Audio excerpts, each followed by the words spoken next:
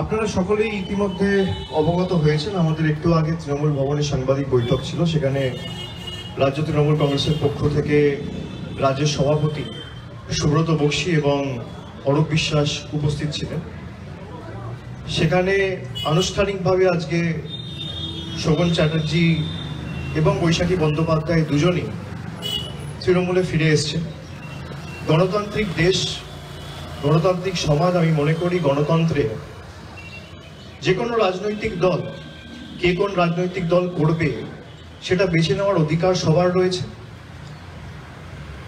এবং মধ্যেখানে কয়েক বছর যদিও তিনি সক্রিয় রাজনীতিতে ছিলেন না, কিন্তু নিয়মিত দলনেত্রীর সাথে তার যোগাযোগ ছিল, আপনারাও দেখেছেন। এবং দলনেত্রীর অনুমোদন ক্রমেই শোভনদা এবং বৈশাখী দি দুজনকে দলে ফেরানো হয়েছে। আগামী দিন তারা সক্রিয়ভাবে তৃণমূল কংগ্রেসের হয়ে কাজ করবে এবং আমি সকলের কাছে অ্যাপিল করব, জাতি দলমত নির্বিশেষে, রাজনৈতিক দল নির্বিশেষে যেভাবে আমাদের বাংলার প্রতি বিজেপি আঘাত আনছে, কেন্দ্রের ধারাবাহিক বৈমাতৃসুলভ আচরণ সহ 5 বছর ধরে আঘাত, লাঞ্ছনা, বঞ্চনা, বাংলার প্রতি অপমান, বাংলাকে বাংলাদেশি বলে দাগিয়ে দেওয়া, এই কেন্দ্রের বিরুদ্ধে আমাদের সকলকে ঐক্যবদ্ধ হয়ে লড়তে হবে। আমি প্রত্যেকটা বঙ্গবাসীর কাছে অনুরোধ করব যে আমরা সকলে মিলে বাংলার সমষ্টিগতভাবে লড়াই করে বাংলার জনগর্জনের ক্ষমতা কি সেটা আগামী নির্বাচনে বিজেপিকে বোঝাতে হবে। যারা বাংলার মানুষের ভোট নিয়ে বাংলাকে বাংলাদেশি বলে, তার বিরুদ্ধে লড়াইটা খালি তৃণমূলের নয়, সেই লড়াইটা আপামর জনসাধারণের 10 কোটি বঙ্গবাসী। আমাদের দলনেত্রী ইতিমধ্যেই গতকাল আপনারা জানেন তৃণমূলের সোশ্যাল হ্যান্ডেল থেকে পোস্ট হয়েছে, আগামীকাল মিছিল রয়েছে এবং এসআইআর এর বিরুদ্ধে তৃণমূল কংগ্রেসের সমস্ত স্তরের নেতা কর্মী, শুভানুধ্যায়ী সৈনিকেদের আহ্বান জানানো হয়েছে। বিশেষ করে কলকাতা সহ যে পার্শ্ববর্তী 2-4টি জেলা রয়েছে, যেহেতু কাল থেকে ইনিউমারেশন ফর্ম ডিস্ট্রিবিউট হবে, বিভিন্ন জেলা থেকে লোকেদের আসতে বারণ করা হয়েছে। কাল থেকে বাড়ি বাড়ি গিয়ে বিএলওদের সাথে বিএলএ টুরা থাকবে, ইনিউমারেশন ফর্ম দেবে। শুধু কলকাতা এবং তার পার্শ্ববর্তী উত্তর 24 পরগনা, দক্ষিণ 24 পরগনা, হাওড়া, এই 2-3টি জেলা থেকে মূলত সবাইকে বলা হয়েছে। তার সাথে কলকাতার 144টা ওয়ার্ড রয়েছে। আগামীকালের ঐতিহাসিক মিছিলে আমি আপনাদের মাধ্যমে সকলের কাছে আবার একবার অ্যাপিল করব যোগ দেওয়ার জন্য। এবং তৃণমূল কংগ্রেস যে কথাটা বলেছিল যে যেভাবে এসআইআর ঘোষণা হওয়ার পর থেকে একের পর এক দুর্ভাগ্যজনক ঘটনা জনসমক্ষে আসতে আমরা সকলে দেখেছি। 5 দিন 6 দিন হয়নি, ইতিমধ্যেই 6টার উপর আত্মহত্যার ঘটনা সামনে এসছে। প্রথম একদম সেই পানিহাটি প্রদীপগড় থেকে শুরু করে তারপর আপনারা দেখেছিলেন ইলামবাজারে একজন 95 বছরের বয়স্ক বৃদ্ধ মানুষ, তিনি আত্মহত্যা করেন। বারাসাতে একজন করেছেন, তামিলনাড়ুতে একজন, বর্ধমানের জামালপুরের একজন ভদ্রলোক ছিলেন, তিনি বিষকে আত্মহত্যা করেছেন। তার সাথে আরো একজন ভর্তি ছিল, আমি একটু আগে খবর পেলাম তিনিও মারা গেছে। আজকে ডানকুনিতে একজন আত্মহত্যা করেছেন এসআইআর এর আতঙ্কে এবং ভয়ে। আমরা যেটা প্রথম দিন থেকে বলেছিলাম যে একজন যোগ্য ভোটারের নামও যদি ভোটার তালিকা থেকে বাদ যায়, তৃণমূল কংগ্রেস এই আন্দোলন দিল্লির বুকে নিয়ে যাবে এবং যারা কেন্দ্র সরকারের এবং দিল্লির তল্পিবাহক হয়ে কাজ করে বাংলার মানুষের বিরুদ্ধে আঘাত এনে বাংলাকে ভাতে মারতে চাইছে, বাংলার মানুষের পরিচয় বাংলাদেশি বলে দাগিয়ে দিয়ে তাকে অপমান করতে চাইছে, শুধু বাংলায় কথা বলে বলে তাকে বাংলাদেশি বলতে চাইছে, তাদের বিরুদ্ধে এই লড়াই আগামী দিন আরো তীব্রতর হবে এবং দিল্লিতে গিয়ে পৌঁছাবে। আমি বলেছিলাম যে একটা যোগ্য লোকের নামও যদি বাদ যায় তাহলে তৃণমূল কংগ্রেস আগামী দিন দিল্লি যাবে। ইতিমধ্যেই যে 5-6 জন মারা গেছে তারা কি যোগ্য না অযোগ্য? বিজেপির বন্ধু এবং ইলেকশন কমিশনের প্রতিনিধিদের প্রতি আমার প্রথম প্রশ্ন যে আপনারা বলছেন যে 2002-এর ভোটার তালিকায় যাদের নাম রয়েছে তাদের নাম বাদ যাবে না। সোনালী খাতুন, যাকে বাংলাদেশি বলে আখ্যায়িত করে বাংলাদেশে পাঠিয়ে দেওয়া হয়েছে, তার মার নাম রয়েছে 2002-এর তালিকায়, বাবার নাম রয়েছে 2002-এর তালিকায়। মুরারাই বিধানসভার ভোটার তালিকা বা খসড়া তালিকা যদি আপনারা দেখেন, সোনালী খাতুনের মায়ের নামও রয়েছে, বাবার নামও রয়েছে। হাইকোর্ট বলেছে সে ভারতীয়, সুপ্রিম কোর্ট বলেছে সে ভারতীয়, সুপ্রিম কোর্টে বোধহয় মামলা চলছে, হাইকোর্ট বলেছে সে ভারতীয়, তাকে ফিরিয়ে আনতে হবে এবং একটা নির্দিষ্ট সময়সীমা বেঁধে দেওয়া হয়েছিল তাকে ফিরিয়ে আনার জন্য। তারপরও ভারতবর্ষের স্বরাষ্ট্র মন্ত্রক বা বিদেশ মন্ত্রক কোনো উদ্যোগ দেখায়নি বা তৎপরতা দেখায়নি। তারই সাথে সুইটি খাতুন, তার মায়ের নাম রয়েছে 2002-এর ভোটার তালিকায় এবং বাবার নাম রয়েছে ঝাড়খণ্ডের ভোটার তালিকায়, খসড়া তালিকায় 2002-এর ড্রাফট ইলেকটোরাল রোলে। তারপরেও তাদেরকে বাংলাদেশি বলে পাঠিয়ে দেওয়া হয়েছে। গতকাল একটা সাক্ষাৎকারে দেশের স্বরাষ্ট্রমন্ত্রী অমিত শাহ বলেছেন, যারা ভারতবর্ষে জন্মায়নি তাদের ভারতবর্ষে ভোটাধিকার বা ভোট দেওয়ার কোন অধিকার নেই। তার যুক্তির নিরিখেই যদি আমি দেখি, তাহলে বিজেপি নেতা লালকৃষ্ণ আদবানির ভোটাধিকার প্রয়োগ করার অধিকার নেই। লালকৃষ্ণ আদবানির জন্ম কোথায় হয়েছে? অমিত শাহর যুক্তি যদি আমি ধরি, তাহলে শান্তনু ঠাকুরের ভোটাধিকার প্রয়োগ করার অধিকার নেই। যত মতুয়া ভাই বোনেরা আছে কারোর ভোট দেওয়ার অধিকার নেই। এটা আমি বলছি না, দেশের স্বরাষ্ট্রমন্ত্রী এবং বিজেপির প্রাক্তন সর্বভারতীয় সভাপতি অমিত শাহ বলছে। আমি অনুরোধ করব আপনাদের যে এরা যে সিএএ ক্যাম্প করছে আপনাদের মাধ্যমে, এদের ফাঁদে কেউ পা দেবেন না। যদি কেউ সিএএ ক্যাম্পে গিয়ে অ্যাপিল করেন, আসামের 12 লক্ষ হিন্দু বাঙালির মতো আপনাদের অবস্থা হবে। সবাইকে ডিটেনশন ক্যাম্পে নিয়ে গিয়ে ফেলবে। আর তৃণমূল থাকতে আপনাদের কারোর নাম বাদ যাবে না। কেউ ভয় পাবেন না, কেউ আতঙ্কে থাকবেন না। আমাদের কর্মীরা রাস্তায় নেমেছে, আগামীকাল থেকে বিএলএ-2রা বাড়ি বাড়ি যাবে। প্রত্যেকটা অঞ্চলে, প্রত্যেকটা ওয়ার্ডে একটা করে অ্যাসিস্ট করার জন্য হেল্প ডেস্ক তৈরি করা হচ্ছে, ক্যাম্প তৈরি করা হচ্ছে এবং প্রত্যেকটা বিধানসভায় সুনির্দিষ্ট ওয়ার্ড রুমের ব্যবস্থা থাকবে। এমপিরা দায়িত্বে থাকবে এবং এমএলএরা দায়িত্বে থাকবে। সুতরাং এদের ভয়ে বা আতঙ্কে কেউ পা দেবেন না। যেভাবে ধারাবাহিকভাবে 2021 সালে গোহারা হারার পর বাংলার চিফ সেক্রেটারিকে দিল্লিতে ডাকা থেকে শুরু করে গরিব মানুষের 100 দিনের টাকা বন্ধ করে দেওয়া, মানুষের বাড়ির টাকা বন্ধ করে দেওয়া, রাস্তার টাকা বন্ধ করে দেওয়া, আবাসের টাকা বন্ধ করে দেওয়া, জল জীবন মিশনের টাকা বন্ধ করে দেওয়া, সর্বশিক্ষা মিশনের টাকা বন্ধ করে দেওয়া, আজকের দিনে দাঁড়িয়ে বাংলার বকেয়া পাওনা 2 লক্ষ কোটি টাকা। আমরা এই টাকা ফিরিয়ে আনবো। এটা চেষ্টা করেছিল 100 দিনের গরিব মানুষের টাকা আটকাতে পারেনি। আগামী দিন দিল্লি তৃণমূল কংগ্রেস যাবে। দেখুন, এখনো এসআইআর শুরু হয়নি, আগামী কাল থেকে শুরু হবে। ইনহিউমারেশন ফর্ম এখনো ডিস্ট্রিবিউটই হয়নি, তার আগে 6 জন মারা গেছে 6 দিনে। আপনি দেখুন, এবং সবার প্রায় ভোটার তালিকায় নাম ছিল কারোর 95 বছর বয়স, কারোর 57 বছর বয়স, কারোর 28 বছর বয়স, কারোর 62 বছর বয়স। দিনহাটাও একজন ভদ্রলোক বিষ খেয়ে এখনো হাসপাতালে ভর্তি রয়েছে। আমরা তার সুস্থতা কামনা করি। কিন্তু যেভাবে বাংলার মানুষকে মৃত্যু মুখে ঠেলে দেওয়া হচ্ছে, এই কারণেই আমরা এদেরকে বাংলা বিরোধী বলি, এই কারণেই আমরা এদেরকে জমিদার বলি। আর প্রকৃত যদি আপনাদের অনুপ্রবেশকারী শনাক্তকরণ করে বাইরে পাঠাতে হতো, ডিপোর্ট করাই উদ্দেশ্য থাকতো, তাহলে যে একটা রাজ্য মায়ানমার এবং বাংলাদেশের সাথে বর্ডার শেয়ার করে সেখানে এসআইআর হচ্ছে না কেন? এর প্রশ্ন তো ইলেকশন কমিশনও দিতে পারেনি, বিজেপিও দিতে পারেনি। উত্তরটা কি? বিজেপির প্রশ্ন আপনারা আমাদেরকে করেন, আমরা উত্তর দিই। আমরা যে প্রশ্নগুলো করছি, সংবাদ মাধ্যমের প্রতিনিধিদের তো দায়িত্ব এই প্রশ্নগুলো গিয়ে পাল্টা ইলেকশন কমিশনকে করা। কালকে কুলপিতে এরা বলছে 2002-এর ভোটার লিস্টকে আমরা বেঞ্চমার্ক হিসেবে ধরবো। কুলপির ক্ষেত্রে 2002-এর ভোটার লিস্ট নেই, আপলোড যেটা করা হয়েছে সেটা 2003-এর রোল। আপনি কিভাবে এসআইআর করার কথা বলেন? এখানে ইলেকশন কমিশনই অপ্রস্তুত। যেখানে আপনি প্রস্তুত নয়, আপনি কত বিধানসভায় 2002 ড্রাফট এবং ডিজিটাইজড একটাও ইলেকট্রাল রোল পাবলিশ করতে পারেননি?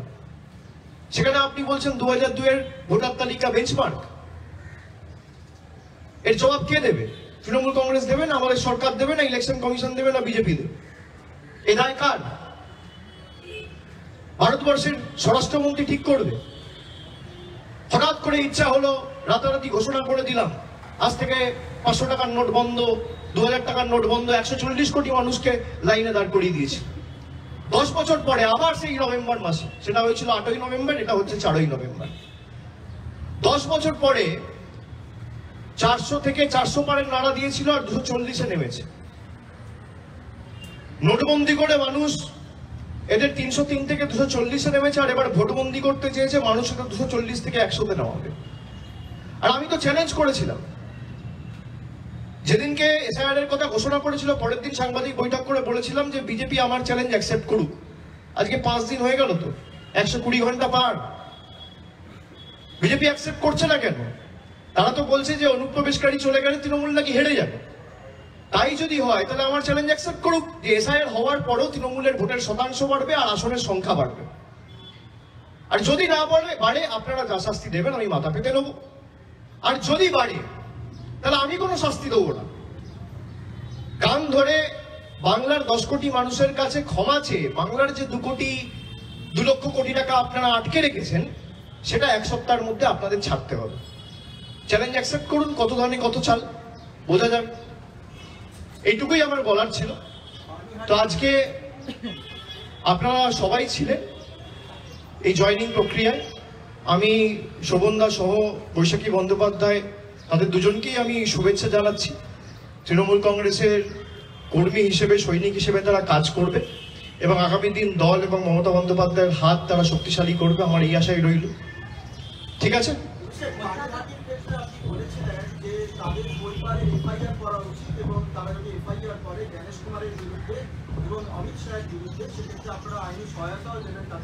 হ্যাঁ, নিশ্চয়ই।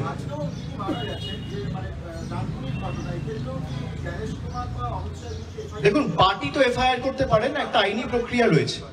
কোথাও যদি কারোর কোনো রকম আইনি সাহায্য সহযোগিতার প্রয়োজন বোধ হয়, আমাদের কর্মীদের বলাই রয়েছে যে যদি কোথাও কোনো রকম কোনো আইনি সাহায্য কেউ চায় আমরা নিশ্চিতভাবে তাদের পাশে থাকব, এবং তার জন্য দরকার হলে একটা প্রপার লিগ্যাল টিমও আমরা তৃণমূল কংগ্রেসের তরফ থেকে রেডি রাখবো।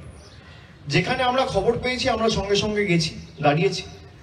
এবার তার যদি মনে হয় যে আমি এফআইআর করেছি, তদন্ত কোথাও আটকে রয়েছে বা বিচার ব্যবস্থার কারণে কোথাও হয়তো তদন্ত থমকে গেছে, আমরা সেটা লিগালি টেক আপ করবো। আমাদের যতটুকু সামর্থ্য আমরা আইনি সহযোগিতা সাহায্যের হাত বাড়িয়ে দেবো। কাল থেকে বিএলওরা বাড়ি বাড়িতে যাবেন। বিজেপি এই মুহূর্তেই বিএলওদের হুমকি দিচ্ছে। তিনি সরকারি কর্মচারী হতে পারেন, তার প্রতি আপনাদের আবেদন বা পরামর্শ কি থাকবে? মানে কিরকম ভাবে তিনি আগামীকাল থেকে কাজটা করা উচিত, মানে বিএলওদের কি কাজ করা উচিত বিএলওরা নিজেরা সবাই ভালো করে জানে। কিন্তু বিজেপি যে আতঙ্কের পরিবেশ তৈরি করছে, বিশেষ করে বিজেপির কিছু নেতা, তারা হুমকি দিচ্ছে যে বিএলওদের অ্যারেস্ট করা হবে। আমরা তার এগেনস্টে কমপ্লেনও করেছি। ইলেকশন কমিশন যদিও কোনো ব্যবস্থা নেয়নি, ইলেকশন কমিশনে তো গেরুয়াকরণ হয়ে গেছে। আমি সেই জন্যই ভারতের মানে দেশের জাতীয় নির্বাচন কমিশনকে বিজেপির সহচরী সংস্থা বলি। বিজেপির মানে ক্লোজ অ্যাসোসিয়েট, তারা বিজেপির কথায় অঙ্গুলি হেলনে চলে। তা না হলে আমরা যেই তথ্যগুলো দিচ্ছি তার কোনো সদুত্তর নেই, আমরা যে কমপ্লেনগুলো করছি তার বিরুদ্ধে কোনো ব্যবস্থা নেই। আর এসআইআর ঘোষণা হওয়ার পর বিজেপি নেতারা বলে দিচ্ছে এত নাম বাদ যাবে, এত বিএলওকে অ্যারেস্ট করা হবে, তার বিরুদ্ধে তো ব্যবস্থা নেওয়ার দায় দায়িত্ব ইলেকশন কমিশনের। যদি কারোর কোনো সাহায্য সহযোগিতার প্রয়োজন হয় আমি প্রত্যেকটা বিএলওর কাছে অ্যাপিল করব। আমাদের সব জায়গায় ক্যাম্প থাকবে, আপনাদের সাহায্য সহযোগিতা হলে প্রশাসনের সাথে যোগাযোগ করবেন। নির্বাচন কমিশনকে যেমন আপনারা জানাবেন, আপনারা প্রশাসনকেও জানাবেন, প্রশাসন আপনাদের পাশে দাঁড়াবে। ক্যাম্পের সংখ্যা গত কয়েকদিন ধরে বাড়ানো হচ্ছে, ছিল হচ্ছে ঠাকুরবাড়ির দিকে, নর্থ বেঙ্গলে নিয়ে চলে গেছে, আলিপুরদুয়ারেও করেছে। কোথাও মনে হচ্ছে যে কোচবিহার হেরে যাওয়ার পর রাজবংশী ভোটের যেহেতু ফ্যাক্টর আছে, তাই ওখানে এরকম ভাবে ক্যাম্প করে টানার চেষ্টা হচ্ছে। দেখুন, আপনারা কোচবিহারের ক্ষেত্রে বা উত্তরের যে জেলাগুলো রয়েছে, বিশেষ করে জলপাইগুড়ি, আলিপুরদুয়ার, কুচবিহার, আপনারা দেখেছেন যে আসামের কোনো এখতিয়ার বাংলায় নেই, সেই আসামের ফরেন ট্রাইব্যুনাল চিঠি দিয়ে বাংলার রাজবংশী মায়েদের ভাইদের বলছে বাংলাদেশি, যারা জন্মের পর জন্ম প্রজন্মের পর প্রজন্ম বাংলায় থেকেছে রয়েছে, যাদের ঘর বাড়ি জমি সব বাংলায়, যাদের কোনো এখতিয়ার নেই ম্যান্ডেট নেই এই মাটিতে, সেই আসামের ফরেন ট্রাইব্যুনাল চিঠি দিয়ে রাজবংশীদের বলছে বাংলাদেশি। আর সেই বিজেপি সেই আসামের সরকারকে শিক্ষা না দিয়ে তাকে পুরস্কৃত করছে তার রাজ্যে এসআইআর না করে। মানুষ দেখুক যে উত্তরের মানুষরা এক বুক আশা আকাঙ্ক্ষা নিয়ে বিজেপিকে ভোট দিয়েছিল, বিধানসভাও তারা বিজেপিকে ভোট দিয়েছে 21 সালে, 24-এও প্রায় ওই দুটো আসন জলপাইগুড়ি আলিপুরদুয়ার বিজেপি জিতেছে। যাদেরকে ভোট দিয়ে নির্বাচিত করে দিল্লিতে পাঠিয়েছে দেশ চালানোর দায়িত্বে, তারাই বাংলার মানুষকে এবং সেই রাজবংশী মায়েদের ভাইদের বাংলাদেশি বলছে। তারা দেখুক, এবং বিপদে আপদে তাদের পাশে গিয়ে মমতা বন্দ্যোপাধ্যায় দাঁড়িয়েছে, তৃণমূল কংগ্রেসের কর্মীরা দাঁড়িয়েছে, বিজেপি নেতাদের ঠিকই খুঁজে পাওয়া যায়নি। আর যদি ক্যাম্প তাদের করতেই হতো, এই যে আপনি বলছেন এখন সিএ ক্যাম্পের সংখ্যা বাড়াচ্ছে, অমিত শাহ আন্ডারটেকিং দিক না, যারা ক্যাম্পে এসে অ্যাপিল করবে সবাইকে নাগরিকত্ব দেওয়া হবে এবং কোন রকম কোনো হেনস্থা কাউকে ফেস করতে হবে না, আন্ডারটেকিং দিক। যারা এই ক্যাম্প তো আসামে হয়েছিল, যারা ওই ক্যাম্পে নাম লিখিয়েছে তাদের সব নাগরিকত্ব গেছে। অমিত শাহ নিজে বলছে যারা এই দেশে জন্মায়নি তারা ভোট দিতে পারবেন, এটা আমি বলছি না, আপনাদের কানে শুনতে হবে না, আপনারা চোখে দেখুন। আমি বাংলার মানুষকে করজোড় করে অ্যাপিল করছি, আবেদন জানাচ্ছি যে কানে না শুনে চোখে দেখুন। গতকাল একটা সাংবাদিক সম্মেলনে একটা সাক্ষাৎকারে দেশের স্বরাষ্ট্রমন্ত্রী বলছে যারা দেশে জন্মায়নি তারা দেশের ভোটাধিকার প্রয়োগ করার কোনো সুযোগ পাবে না। তার মানে ওপার বাংলা থেকে যারা এসছে তারা কেউ ভোটাধিকার প্রয়োগ করার সুযোগ পাবে না। কে বলছে? অমিত শাহ বলছে। তারপর বিজেপি সিএ ক্যাম্প খুলছে, ওদের নিজের এমএলএরাই তো প্রতিবাদ করেছে, সব বিভিন্ন গ্রুপ থেকে বেরিয়ে আসছে। আপনি আমায় প্রশ্ন করছেন কি? বিজেপির যারা মতুয়া সমাজের প্রতিনিধি জনপ্রতিনিধি রয়েছে, পদাধিকারী রয়েছে, তারা বিজেপিকে বয়কট করছে, আর আপনি প্রশ্ন করছেন আমাকে? বিজেপি আগে তাদের কনভিন্স করুক না। শান্তনু ঠাকুর সুব্রত ঠাকুরকে কনভিন্স করতে পারছে না, সে মতুয়া সম্প্রদায়কে কনভিন্স করবে? এই প্রশ্নটা আমাকে না করে যারা বিজেপির পদাধিকারী এবং যারা জনপ্রতিনিধি, যারা বিজেপির এই সিদ্ধান্তের প্রতিবাদ জানিয়ে বেরিয়ে আসছে, আপনারা তাদেরকে করুন। सर, अगले 3 महीने SIR चलेगा, कल से शुरू होगा, but there is lack of clarity as far as BLO duties are concerned. एक मेजर चंक है जो टीचर्स है, तो अगले 3 महीने क्या शिक्षा व्यवस्था जो है अफेक्ट हो सकती है? मैंने जैसे पहले भी कहा कि कोई आलोचना, कोई इंटरैक्शन के बगैर, कोई डिस्कशन के बगैर इलेक्शन कमीशन ने एक SIR अनाउंस कर दिया। ये दिखाता है और दर्शाता है कि चुनाव आयोग अपना काम नहीं कर रहा है, कहीं बीजेपी के थ्रू प्रेशराइज्ड हो रहे। आपको अगर SIR करना था, पिछला बार जब SIR हुआ था 2002 में, तो 2 साल लगा था। ये मैं फिर से कह रहा हूं सबके लिए कि पिछला बार जब SIR हुआ था, स्पेशल इंटेंसिव रिवीजन जिसको कहा जा रहा है, वो 2002 में हुआ था, उसके लिए 2 साल लगा। अब वही चुनाव आयोग 2 महीने में करना चाह रहे हैं। अब 2 साल का काम अगर आप 2 महीने में करना चाह रहे हैं, तो आपके पास कोई रेसिपी होगा या कोई जादू का छड़ी होगा जिसके बल पे आप ये काम कर रहे हो। मैं 4 दिन पहले जब आप सब लोगों से मिला तो मैं पूछा कि क्या जादू का छड़ी और क्या रेसिपी आपके पास है, कि भाई कोई क्लैरिटी नहीं है, और 2 साल पहले 2 साल जिस प्रक्रिया को लगता है वो आप 2 महीना में कर रहे हो, इसका क्या रेसिपी है? तो अभी तक वो बोल नहीं पाए। आप अनप्रिपेयर्ड हो। स्टेट गवर्नमेंट के साथ आपने कोई तरीके से डिस्कशन नहीं किया, बैठा नहीं, इनका सलाह नहीं लिया, कोई सलाह मशवरा के बगैर SIR अनाउंस कर दिया गया। और अगर आपका SIR करने का लक्ष्य और उद्देश्य घुसपैठिया को चुन के निकालना ही है, तो बांग्लादेश और म्यांमार के साथ 8 प्रदेश ऐसा है जो बॉर्डर शेयर कर रहे हैं। म्यांमार और बांग्लादेश के साथ नागालैंड बॉर्डर शेयर कर रहे हैं, मिजोरम बॉर्डर शेयर कर रहे हैं, मणिपुर बॉर्डर शेयर कर रहे हैं, उधर अरुणाचल ऊपर में है, मेघालय है, त्रिपुरा है, असम है और बंगाल है। बंगाल को छोड़ के बाकी जो 8 प्रदेश है, बंगाल को छोड़ के बाकी जो 8 प्रदेश है, वो 8 प्रदेश में एक भी प्रदेश में एसआईआर नहीं हो रहा है, वो खाली बंगाल में ही कर रहे हैं।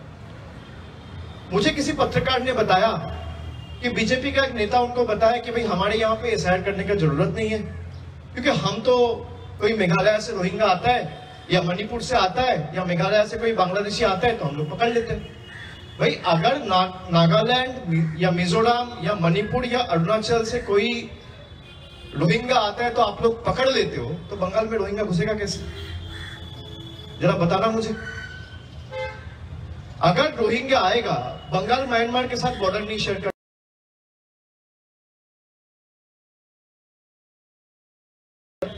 इनको देश का मैप भी पता नहीं है। उनको बताइए कि भाई जरा देश का मैप देख लो, नॉर्थ ईस्ट का मैप देख लो, एक बार छोड़ दो। देश का मैप ये दिखाता है कि जो म्यांमार का बॉर्डर है उसमें 4 राज्य ऐसा है, मिजोरम, नागालैंड, मणिपुर एंड अरुणाचल, जो म्यांमार के साथ बॉर्डर शेयर कर रहे हैं। बंगाल म्यांमार के साथ बॉर्डर शेयर नहीं करता है, तो रोहिंग्या का बंगाल में आना सवाल ही पैदा नहीं होता अगर ये 4 राज्य जोर जबरदस्ती उनको घुसा के बंगाल ना भेजे तो।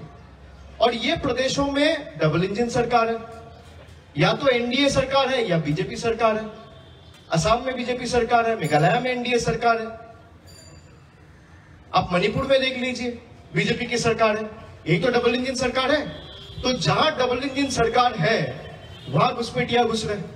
आप ही लोग पत्रकार लोग सबने न्यूज किया कि 1 महीना पहले बांग्लादेशी पकड़ा गया त्रिपुरा में, मिजोरम में, तो एसआईआर वहां होना चाहिए। फिर आप बंगाल में करिए, फुर्सत में करिए, साल भर लेके करिए, आराम से करिए।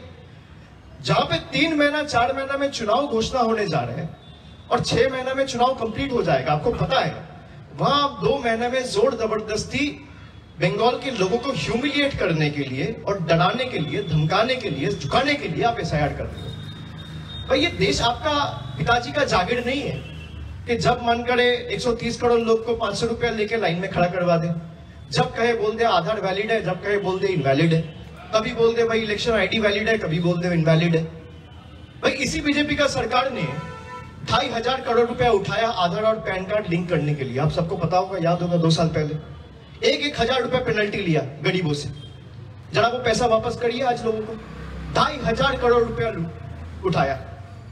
हमारा सरकार गरीबों को 1,000 रुपया लक्ष्मी भंडार पे दे रहा है और मोदी जी का सरकार वही 1,000 रुपया गरीबों से आधार और पैन कार्ड लिंक करने का नाम पे लेके गया है।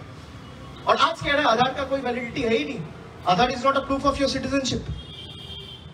भाई आप तय करेंगे क्या? इसीलिए मैं कहा हूं कि भाई जो तय करने वाले हैं जरा वो भी अपना पिताजी का जन्म पत्रिका या जन्म सर्टिफिकेट लेके आए। भाई आप भी देश का नागरिक हो, मैं भी देश का नागरिक हूं। आपका जितना हक है मेरा भी उतना हक है। ये देश आपका जितना है मेरा भी उतना है। इस देश के लिए आपके फोरफादर्स जान दिया है तो मेरे भी दिए है। ये मिट्टी मेरा जितना है आपका भी उतना है, और आपका जितना है मेरा उतना है। तो आप अगर हमारे लोगों पिताजी का 2002 का लिस्ट मांग रहे हैं, एनआरसी के लिए जमीन का जायदाद का कागज मांग रहे हैं, पहले का बर्थ सर्टिफिकेट मांग रहे हैं, तो आपके पास भी होना चाहिए। आप लेके आइए, हम भी दिखा देंगे।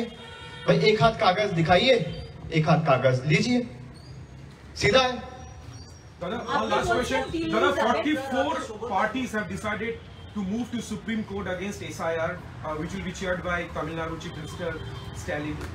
Will Trinamool Congress join them, or do you have any? I will have to discuss this politically, but I think it's a fair decision because the way people have been suffering and the way people have been inflicted with terror in the last 6-7 days, especially from the time SIR has been announced, we have lost 6 precious lives.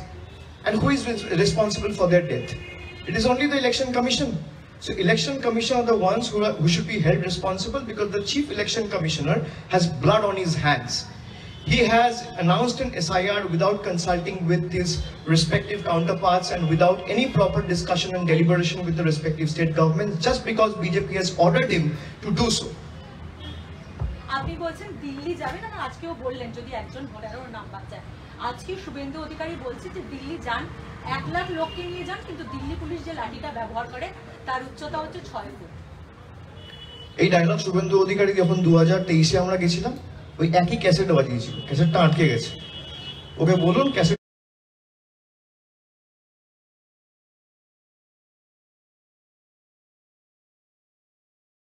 বলেছেন যে দল যে দায়িত্ব দেবে সেই দায়িত্ব তিনি পালন করতে প্রস্তুত। তা সর্বোচ্চ নেতৃত্ব বা আপনারা কি শোভনদাকে কোনো দায়িত্ব দিচ্ছেন? সেটা তো ডিসকাশন করে ঠিক হবে। ইন্টারনালি পার্টির একটা বৈঠক হবে, দলনেত্রী থাকবে, সেখানে ওয়ার্কিং কমিটি থাকবে, সবাই মিলে আলোচনা করে সেটা ঠিক হবে যে কিভাবে তাদেরকে কাজে লাগানো যেতে পারে। সঙ্গে সঙ্গে তো আমি একদিনে সবকিছু বলতে পারবো না। দলের একটা কাঠামো রয়েছে, পরিকাঠামো রয়েছে, সেখানে আলোচনা করে সবকিছু সিদ্ধান্ত নেওয়া হয়। আর কারোর কোনো প্রশ্ন? Mr. Chatterjee had left the party in 2018 and after 7 years he's joining back. Why did the Trinamool Congress feel it is necessary to have him back in the party? It's not about necessity. Like I said, everyone has got the right to choose his or her, favorite political party or the party he wants to work for. It is incumbent on the leadership of the party to either decide whether I'll accept the proposal of letting him work for our party or not. So in our case, Shobhan Chatterjee has pretty much been with the party leadership and has been in touch with the chairperson from the last 5-7 years. However, he has been missing in action, especially with regard to active politics on ground. He has come back today and the party chairperson has accepted his proposal, and he will be engaged in some capacity where he'll also be able to contribute to the best of his abilities in the grassroots organization and making the organization stronger in the days to come. Thank you. Thanks. জগৎগুরু তত্ত্বদর্শী সন্ত